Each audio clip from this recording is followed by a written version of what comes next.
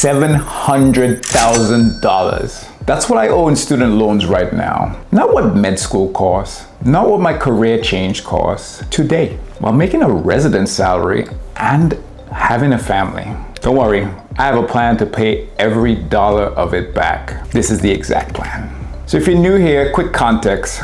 I was a CRNA for over a decade. I made $375,000 a year. I left all that to go to medical school, and now I'm an anesthesiology resident making about $100,000 a year. I've already done a video on the total cost of this decision, roughly $3 million when you count everything. So if you haven't seen it, I'll link it down in the description below. Today is different though. Today I'm not talking about what it costs. I'm talking about what I'm actually going to do about it. The numbers, the plan, real time, and some critical policy changes that just happened in 2026 that every physician with loans need to know about right now. So every time I use I or me, you can go ahead and substitute that for yourself. Now let's get into the real numbers now. So let me show you what I'm actually working with. I'm going to be completely transparent because that's the point of this channel. Let me translate my numbers into something you can actually feel. So the interest rate ranges from about 4.3 all the way up to 9% on my loans. So the interest alone on a $700,000 loan is roughly about $125 a day, every single day.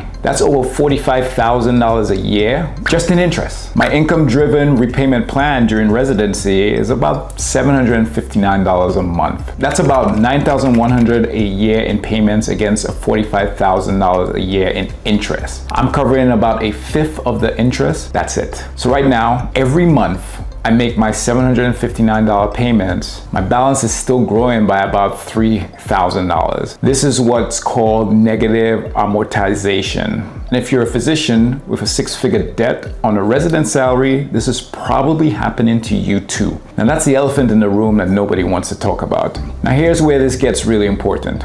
And honestly, this is why I'm making this video right now instead of waiting. The student loan landscape for physicians fundamentally changed in 2026. And if you're a doctor with loans and you're not paying attention to this, you're potentially leaving hundreds of thousands of dollars on the table. Let's go through the key changes. So let's start with the SAVE plan. Well, that's dead. Blocked by the courts, then killed by the one big beautiful bill. If you were on a SAVE, you need to move to IBR or another plan immediately. The residency years still count towards a public service loan forgiveness, PSLF, but it almost didn't. The earlier version of the bills tried to exclude residency from PSLF. That provision was removed from the final law after parliamentary rulings. So your residency payments count. This is huge. It means your PSLF clock is already ticking right now. Other changes include that Grant Plus loans, they're eliminated for new borrowers starting July 2026. So future med students, they're gonna be capped at about $50,000 a year or $200,000 lifetime. This changes everything for the next generation. So our med students watching this, pay close attention. The legacy IDR plans sunsetting by July 2028. The pay-as-you-earn plan and the income contingency repayment plan,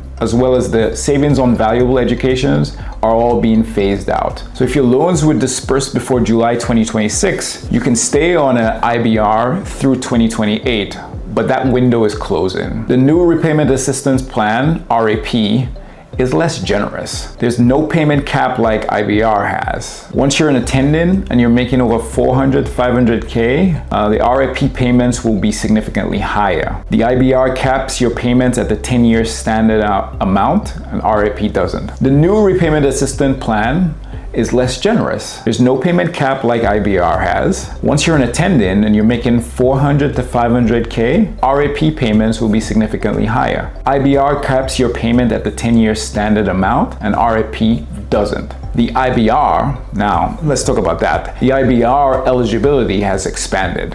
The new law removed from the partial financial hardships requirements to qualify for IBR, which means that more borrowers can now access the plan with the payment cap. That's including those who previously could only get an ICR. The PSLF employer definition tightened. Starting July 2026, the Department of Education can disqualify employers engaged in activities with a substantial illegal purpose. So monitor your employer certification closely. The IDR forgiveness is now taxable. Starting 2026, any balance forgiven under IDR is treated as taxable income. PSLF forgiveness is still tax-free. This makes PSLF even more valuable by comparison. Phew.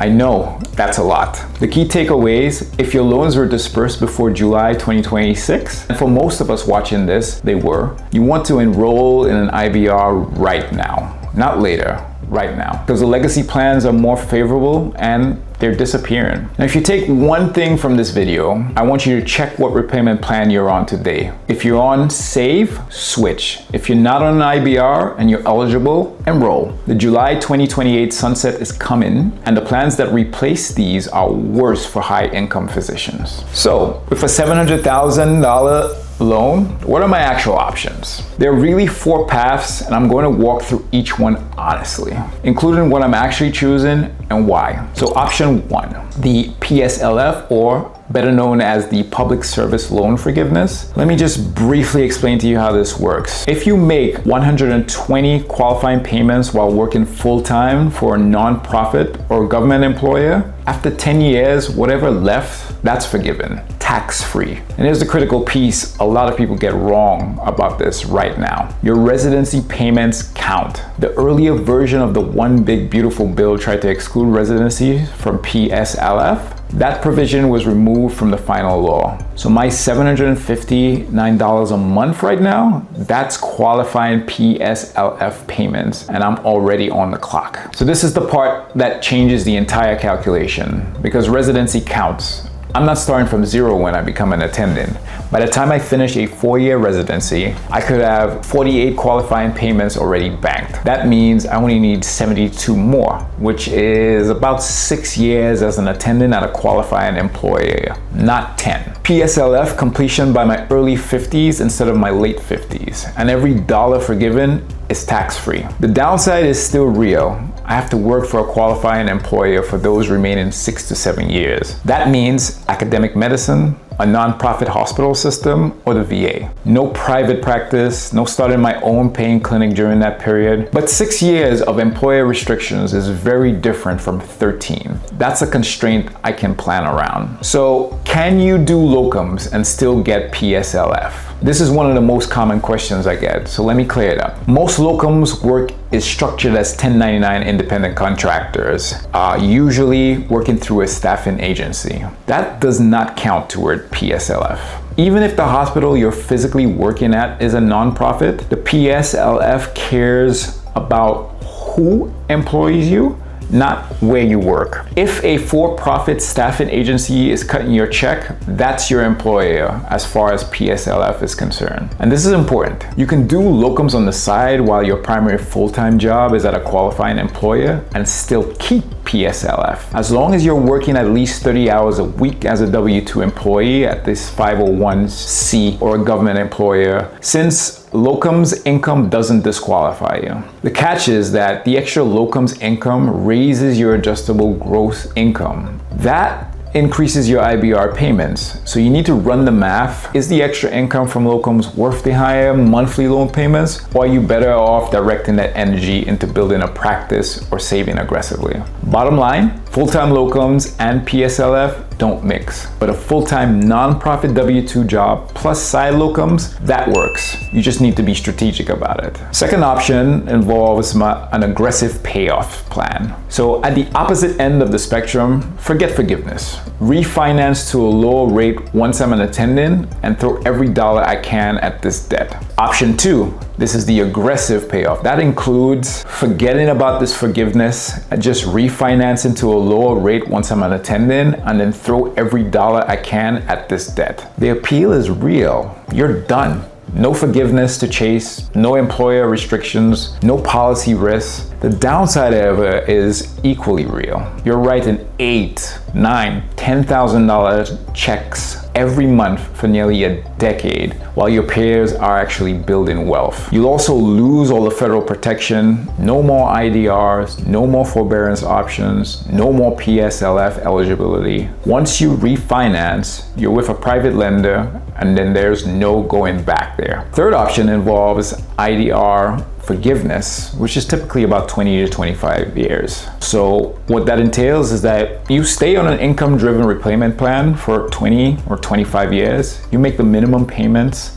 Whatever's left at the end gets forgiven. The catch? That forgiveness is now taxable income starting in 2026. This is the set it and forget it option. And for some physicians, it makes sense. But at my income level, the IBR cap means I'm paying a substantial amount, and that tax bomb at the end is no joke. If $300,000 gets forgiven and I'm in a 35% tax bracket, I owe $105,000 to the IRS in a single year. So you have to plan for that. Now, before I tell you what I'm actually doing, let me talk about what I'm not doing and what you should not be doing either. That is forbearance. I get this question all the time. People say, can you just pause your payments for a while?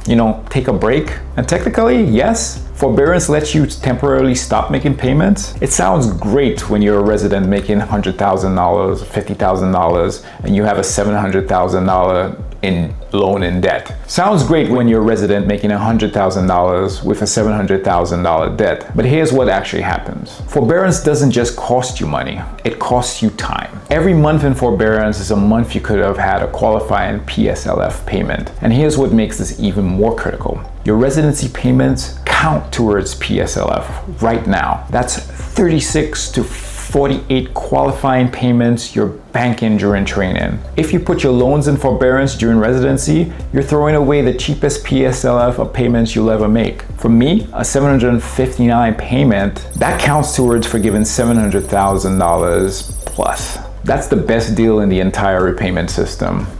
Don't waste it. The only scenario where forbearance makes any sense is a genuine emergency. You're between jobs for a month or two, you literally cannot make any payments. Even then, IBR at a $0 or near zero payment during low income is almost always better, because those $0 payments, they still count towards your forgiveness timeline. My amount doesn't cover the interest. I know that, but it counts. Every single month, that payment is a qualifying payment on that PSLF and IDR clock. Forbearance gives you the illusion of relief while making every other part of your plan more expensive. I'm going to say this as directly as I can. If someone tells you to just put your loans in forbearance during residency, they're giving you shitty advice. Stay on your IBR, make the payment. I make mine every month like clockwork. I'm not covering the interest, but it counts. So here's what I'm actually gonna do.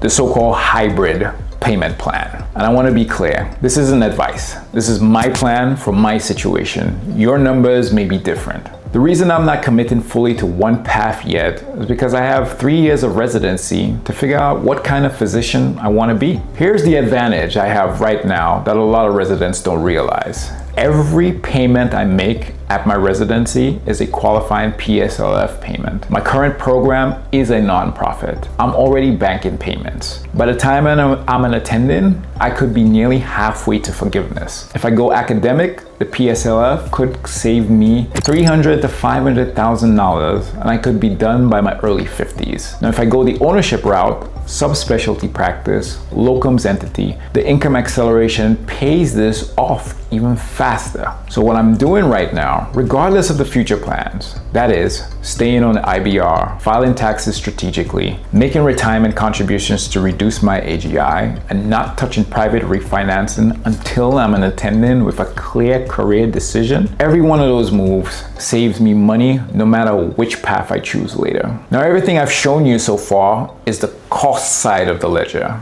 And I've been completely transparent about it because I think physicians need to talk about this more honestly. But if I ended this video here, I'd be lying to you by omission. See, this debt, it isn't just a bill. It's an investment in optionality. And the return on that investment depends entirely on what you would build on the other side. See, most people looking at physician debt make one critical mistake. They look at a W-2 attendance salary, they subtract their loan payments, and they run a break-even analysis. And when you do that in a vacuum, the math can feel tight. But that's not the game I'm playing. If you're a physician with six-figure debt and you're only thinking about your W-2 clinical salary, you're underestimating what the degree makes possible. A base attendance salary is one income stream. But as a physician, you can stack income streams in ways that most careers simply can't. The ceiling isn't fixed, it disappears. If you think like an owner instead of an employee, it disappears even faster. I want to be transparent.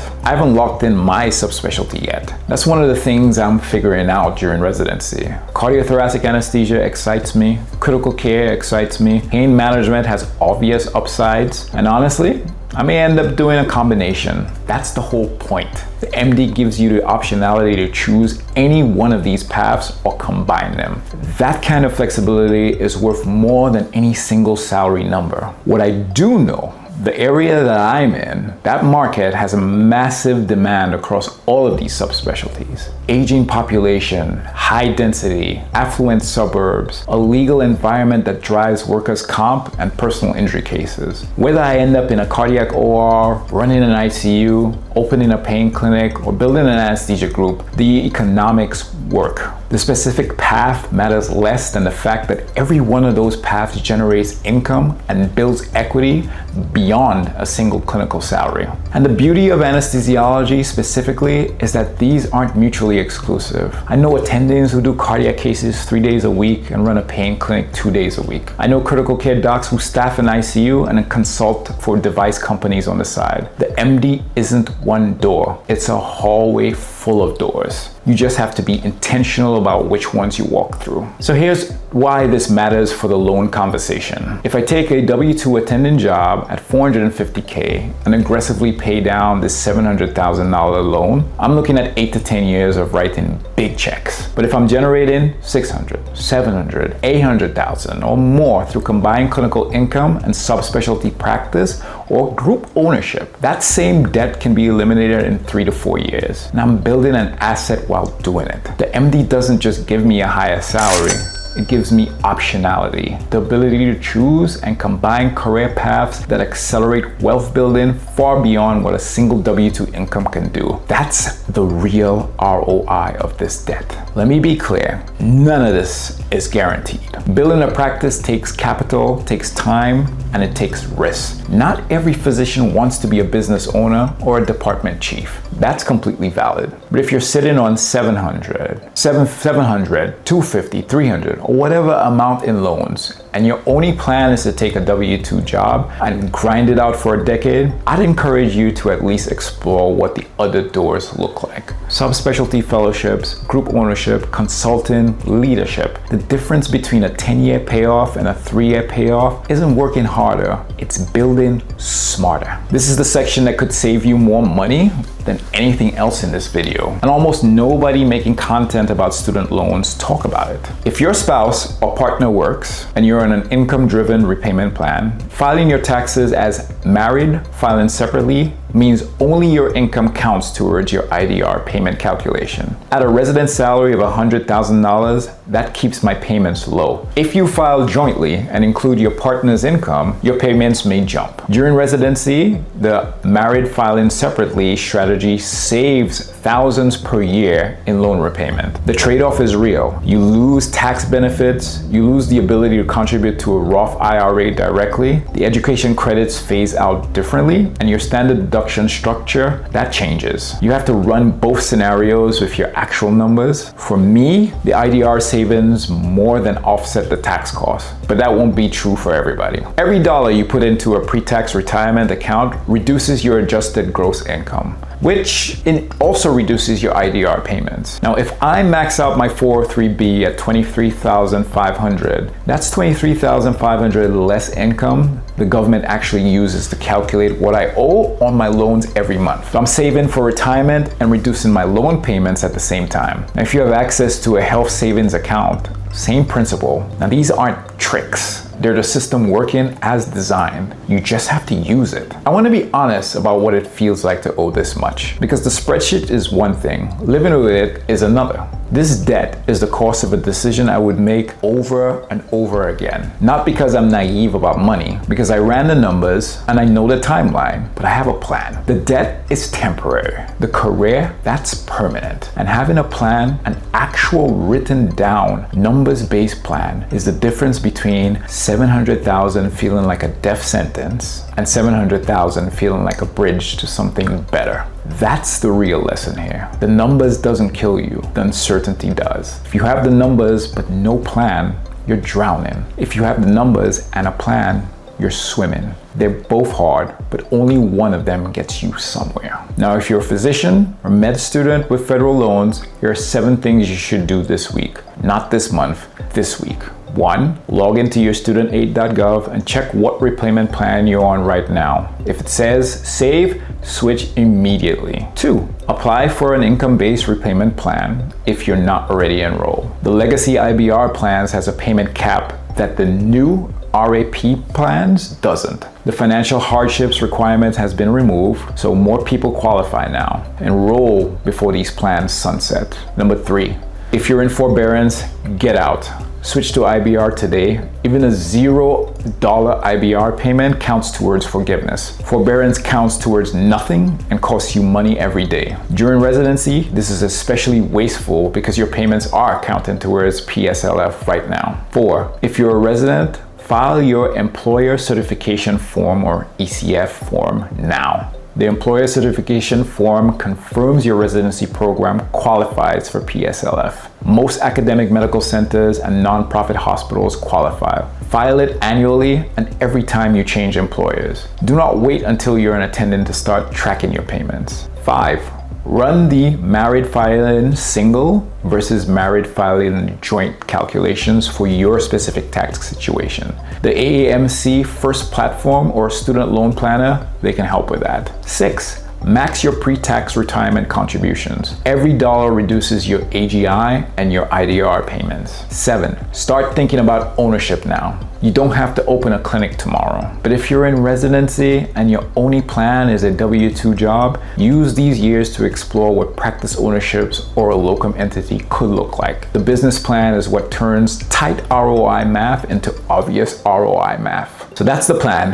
$700K in loans, resident salary, a family, and a path forward. Is it perfect? No, but it's real. It's mine. It's written down. That matters more than most people realize. If you found this useful, do me a favor. Share it with someone who needs to hear it. There are physicians sitting on 6-figure debts right now with no plan and no idea that the rules just changed under their feet. They need to see this. If you want to see the full breakdown of how this career change cost me $3 million, that video is right here. And if you want to know whether leaving a $375,000 salary was actually worth it, that one's right here. Drop a comment. What's your loan number? Where are you in the process? I read every single one. See you in the next one.